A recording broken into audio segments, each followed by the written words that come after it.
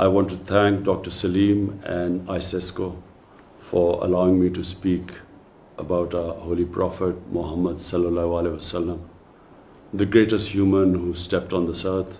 Firstly, our Prophet, greatest civilization on earth. And that civilization was based on the state of Medina, which the Prophet set up. The state of Medina was based on two principles. Number one was rule of law. Our Prophet said that even if his daughter committed a crime, she would be punished.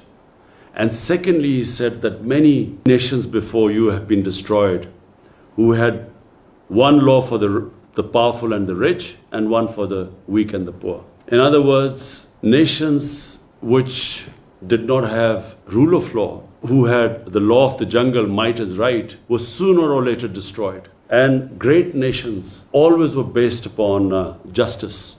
The second thing our Prophet set up was the first welfare state in the history of mankind. First time the state took responsibility of the weak section of its society. The poor, the orphans, the widows, even the elderly, because pensions were first time we heard of pensions was in the time of the second Khalifa, Hazrat Umar, where the state took responsibility of the old. So this was a unique state. First, it took care of its weak, and secondly, it brought the powerful under the law. Even today, this is the main thing which distinguishes a civilized society from what is called a banana republic. And the societies that are closer to these two principles are the ones that are prosperous, and the other societies which do not have rule of law and which do not have compassion, relegated to the dustbin of history.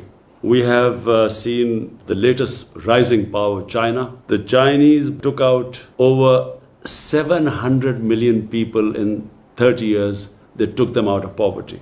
In other words, they thought about the weak in the society. And secondly, over 400 ministerial level positions, people were thrown into jails for corruption. In other words, they brought the powerful under the law. This is, in my opinion, the basis of a society which emerges, which grows, which ascends. And it was on these principles the state of Medina was based upon. And in human history, it was the most remarkable turnaround from Arabs who were desert Arabs who had no significance. Within the space of 12, 13 years after the Prophet took over the state of Medina, it's one of the most remarkable things in human history that within 12 years, the Romans had collapsed in front of this new revolution.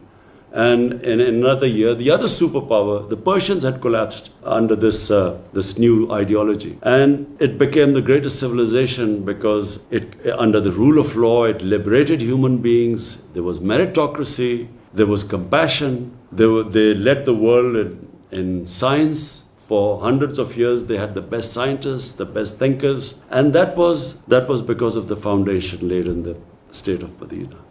And I hope that in the Muslim world, we will again go back to those basic principles, because those basic principles are, according to our great Iqbal, one of the greatest thinkers of the subcontinent, who said that whenever in history the Muslims have risen up, they've always gone back to the old principles of Islam, which were embedded by the Prophet in the state of Medina. Thank you.